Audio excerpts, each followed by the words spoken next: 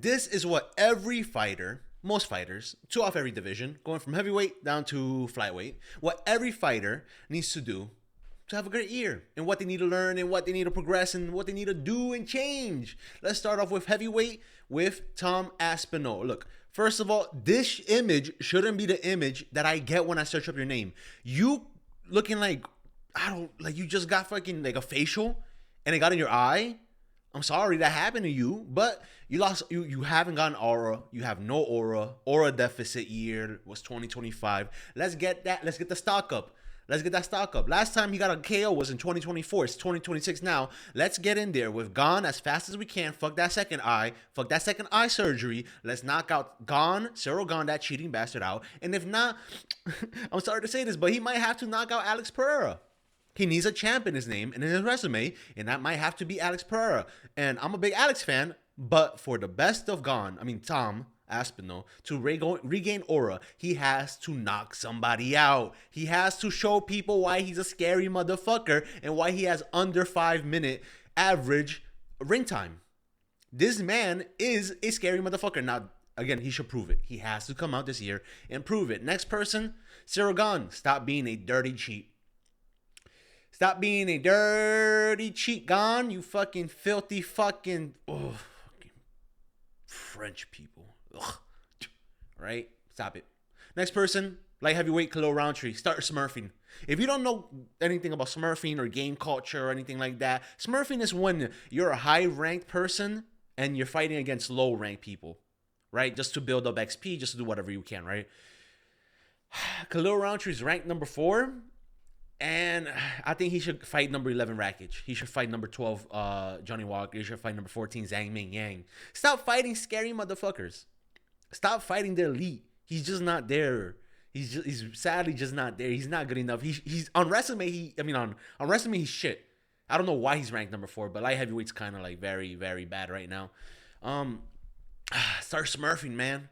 Fight way down in the division. Way down in the division, and just hope you don't lose. Hope those cuts don't open up again. Hope you don't get knocked out again. Just try to get some easy wins. Try to get your confidence back. Try to get the mojo back, and just sharpen those tools. Just start smurfing. That's what I'll recommend for Khalil Roundtree. Next person, Jamal Hill. Look at this elite footwork from Jamal Hill.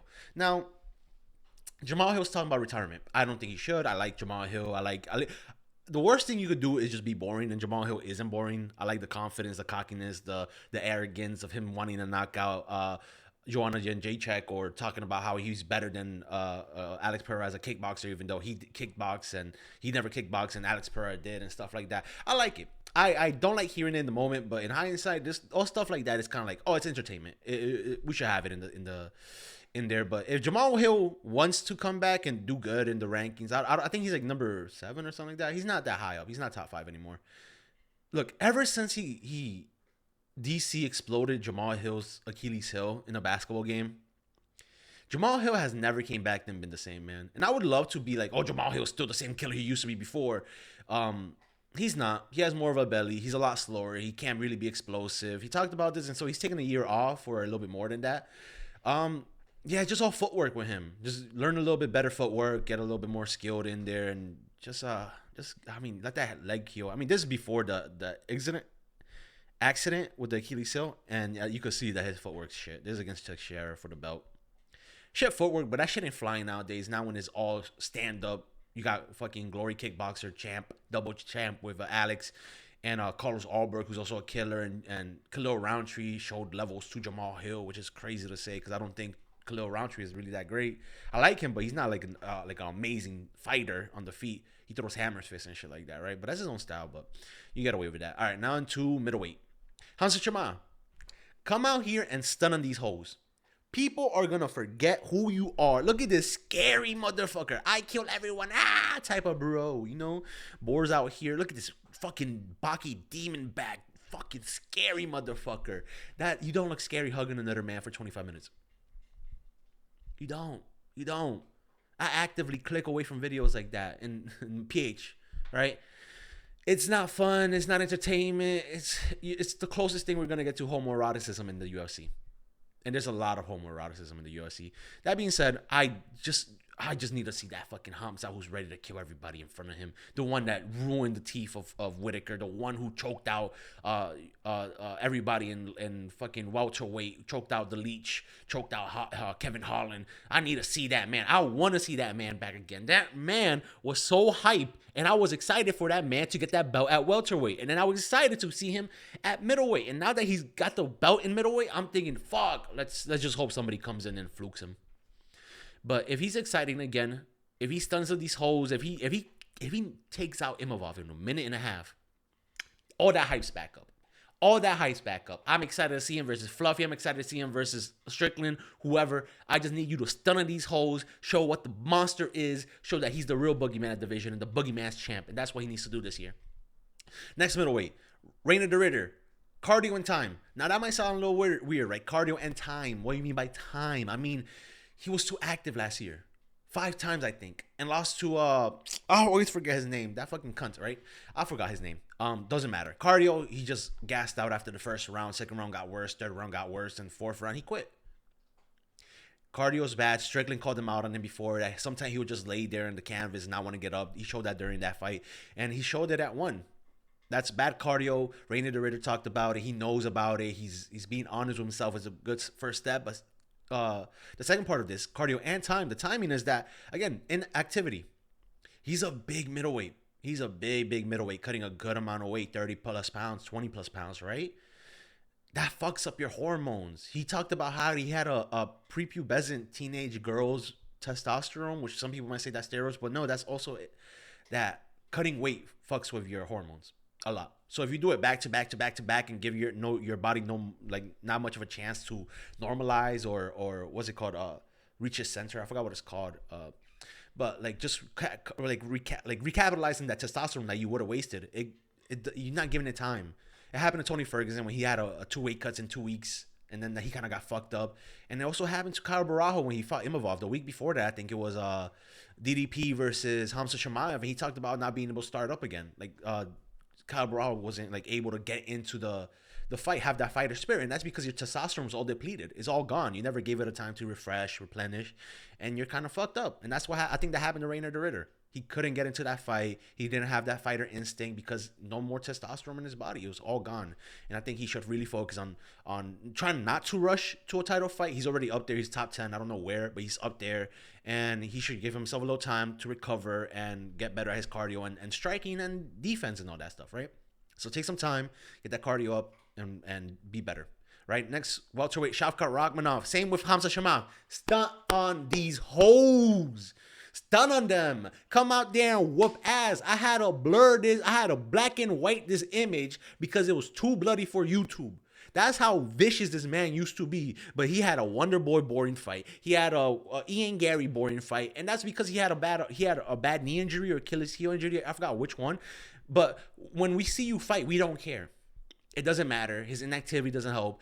I can't remember what year this happened in, but it wasn't the last 2 for sure. It was probably 3 or 4 years ago now that I felt like this man was really a scary dude. He was really a scary man. He was scary. Now I need him to come out and stun on these hoes. Absolutely put fear back in the welterweight division. Absolutely put fear back on anybody who's calling out his name. Buckley's calling out his name. He shouldn't have to call out his name. Buckley should be scared of this dude. But nobody is anymore. They just see it as an easy leg coming back from a long break of injuries and like family passing away type of mortem. I forgot that word. I always forget words. Next person in the welterweight, Carlos Prates. Please, Carlos Prates, please lock in, bro.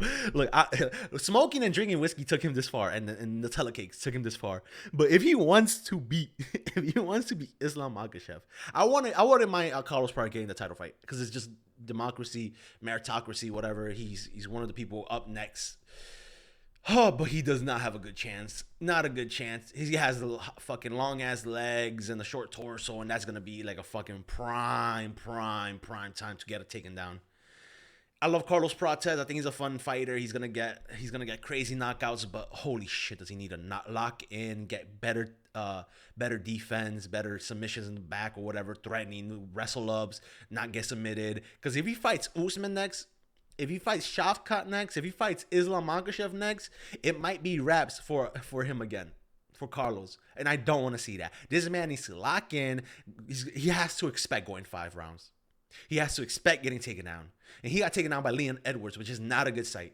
Not a good sight. Leon Edwards, maybe he didn't expect him. Edwards to tackle, to double leg him, to take him down. Maybe he didn't expect. He only expected on the feet, whatever, right? It's no more of that. No more of that. No more whiskey. No more cigarettes. It helps him with his society. I don't give a damn, man. Lock in. No more Nutella cakes. Put on a little bit more muscle and fucking just. Oh, I'm so scared for this man. I like Carlos Prates. I'm a big fan of CP. I'm just scared. I'm just scared of him. Please lock in. Next person. Lightweight. Arman Tsarukyan. Look, it sounds weird because he fought Dan Hooker for a #1 contender fight and got punished for it by being skipped for the interim belt. So when I say he should fight more, he needs to prove that the interim belt ain't shit. He's the #1 contender, and if he has one more fight, fuck the interim belt. It says the interim belt's stupid. It diminishes the impact of the belt, and he's gonna fight Ilia Topuria straight. I think that he will fight Ilia Topuria before the interim belt fights Ilia Topuria. Now I think it costs like a 50-50 up in the air. Maybe UFC wasn't wanted, but I think Arman Tsarukyan needs to fight and prove and show that no, I'm next. I don't give a fuck. There's a belt in the line for the interim. I'm the next person that's gonna fight Ilia. I don't care fuck who is interim. I am it, and I think that's why he should fight maybe once or twice. But I know that sounds. He really shouldn't. He really shouldn't. I know he's talking about going down a weight to fight Volkanovski. Even if that's a fight, I wouldn't mind that fight. I would love that fight, actually. I think that's a great fight. I'm very interested to see him at 145 and see what Volkanovski could do with him, because I don't think Volkanovski's going to get knocked out there. So it was just going to be a fun wrestling match. You know, Volkanovski has good takedown defense, good choke defense and stuff like that. He might get ground and pound to obliterate. He might get ground and pound, but he won't get too damaged. Like, no, he's not going to get concussed. That's what I'm trying to say. And yeah, I think Arman should just fight, man. He's gonna get punished for it, but he just has to be a good boy and listen to the UFC. I think this one sucks. It's just shit, man. Just shit scenario for Arman. All right, next person is lightweight, featherweight. I mean, just retire, bro. Benio Dariush is 36. Michael Chandler's 39. Justin Gaethje's 37. Bobby Green is 39. Matt Favola is 36, but he's in a 3 knockout. Or he's in a 3 losing streak, but 2 of those came by knockout. And last time he won was in 2023 by Dober, and then Jim Miller's 42. A lot of people should retire in lightweight. A lot of them. And it's crazy because 3 of these people are opponents of Paddy Pimblett. So Paddy Pimblett's resume just keeps getting shit. Right? Next, Volkanovski. Featherweight, right? Retirement. Alexander Volkanovski's family wanted him to retire after winning title again. Why are you still in the sport? That would have been the perfect time to retire. Now you're gonna have to fight a knockout artist again, and yeah, you could do it, but surviving a knockout artist for 50 minutes is a lot harder than surviving him for 25 minutes. Try to be perfect again. Now that you're older, you're probably slower. You're still waking up in silk sheets. It's just crazy. It's just crazy that he didn't retire there. I hope he retires after this fight, win or lose. I don't want to see him against. I think he does have a good shot against Evloev and Murphy, but I don't care. He's already the GOAT of his division. At least in my books, he is, and I don't think he's ever gonna be the GOAT of the UFC. Not while Islam's beat him. Not while Ilya has beat him like that. Hey, but get that bag. I saw his farm. If you've seen his farm, you know how fucking beautiful his life is. Get that money, get out. I don't know why you're still here, retire. You could be a big star in Australia. I just don't want to see him get knocked out again. I don't want to see him take punishment. I don't want to see him lose. Leave while you're on top, man. But, yeah. Next person is Yair Rodriguez. Yair Rodriguez could go fuck himself. Yair Rodriguez, this is to you from Mexican to Mexican. Go fuck yourself. Fucking sick of this guy. Number 3 ranked, I think. 2-fight losing streak. Be an unranked pit bull and is number 3 ranked somehow. If he didn't injure his hand and Mexico didn't have that arena fucking not be constructed in time for UFC Mexico, UFC Noche, whatever it is, he would have been fighting for the title. I hope you guys know that. This man who throws hissy fits, who is the fucking most delicate fighter out there, was going to get a second chance after a 1-fight win streak over an unranked Bellator fighter. but he broke his hand, and the Mexican arena wasn't built in time. Fuck this guy. Privilege. Crazy. I hate this guy. I hate this man. Fucking Indian built fucking bitch. Right? Next person. Sean O'Malley. Look, I made a video about it. Move to featherweight. If L. If L really means if he loses Song Yadong, which I don't think he's going to lose to Song Yadong. I think Song Yadong is crazy overrated. Song Yadong is missing that sauce, that X factor, you know, that cardio of Merab, the knockout ability from Ilia Topuria, the crazy skill technique of Alex Pereira to get that, like, the left hook coming in. But if Sean O'Malley loses to him, or loses to Peter Yan, or loses to anybody trying to get the belt again, or after the belt, he said he wants to retire. And I don't think he should retire. I really like him. Same thing with, who else was going to retire? Hill. Sean O'Malley should just change weight classes. He should gain that 15 pounds, get some muscle on him. He's a tall, lengthy feller. You know, get that muscle, get some protein in you, get that Makhachev creatine, and go up a weight class. I think that's what to do. If you want to see who I have him face against, and other people who I would suggest move up in the division, there's a video. I'll put that in the end title cards. If not, I have it pinned in the comments down below. Right? Good video. Big muscly. Next person. Peter Yan. I think Peter Yan has a good chance to becoming the bantamweight GOAT. And I think he should aim for it. He already has a couple losses, but they're all controversial losses, right? But it doesn't matter. I think if he beats Merab again, Merab is my GOAT currently for bantamweight, right? If he could beat him again in a rematch or a trilogy, so it's 2-1, right? 2-1. That's already fucking a good defense, one of the best defense, and then fight Sean O'Malley, which, like it or not, it might happen at the White House, and that's gonna still be a good defense. Sean O'Malley doesn't have the greatest resume, but it's still a win back from one of your L's, right? Peter Yan got that win back, and if not after that, Umar, who I think Peter Yan has a good chance against. I don't think Umar has the craziest cardio. He gets rocked, but he's not chinny. I wouldn't say Umar. That's still a good win if he beats Song. He already beat Song, and there's like Figgy already beat. So that's a lot of people in the roster who he's pretty much got names over. At that point, he'll probably have 3 title defenses, and that might be what makes him the GOAT if he keeps that up. And if he gets through Umar, if he gets through Sean, if he gets through Merab again, I can't see anybody else beating him. Like, who do you see? Aim Sahabi beating him? No, probably not, right? I can't even see Joshua Van going up a division and fighting Peter Yan. I don't think Joshua Van wins that. Peter Yan has just ages and experience above him, right? All right, next division. Flyweight. Joshua Van, stay away from the fence. Stay away from the fence, man. Look, Brandon Royval got KO'd by Manel Cap. In that scenario, where if it was Joshua Van replacing Brandon Royval, he would have got knocked out too. Stay away from the fence so you don't get knocked out by Joshua Van. But also, stay away from the fence so you don't get tackled and taken down by Tatsuro Taira. Just train that both defenses. Both of those are scary things to happen against you. You don't know whether you're going to get taken down or punched. But easiest option is just to stay away from the fence, man. You're fighting 2 real scary people. 2 people who are either going to they're going to implement their plan against you while your back's against the fence. And that's where you could get really either taken down and choked out or just knocked out like Brandon Royval, man. It does not look good. I hope you the best, but stay away from that fence or up your defense. All right, next person, Brandon Royval. Look at this meaty, built, creatine, fucked up juice, man. He needs to go up to bantamweight. He is landlocked off the belt. Absolutely no way in hell is he going to get it. Right now, Van is champ. He already beat him. Joshua Van already lost to him. He already lost to him in out cap, brutal knockout. He beat Tatsuro Taira, but that's one of the 4 options of people who could be champ that he lost to. He lost to Pantoja Ozo. Why are you in that division? He's tall. He's like 5'9", 5'10", 5'11", maybe.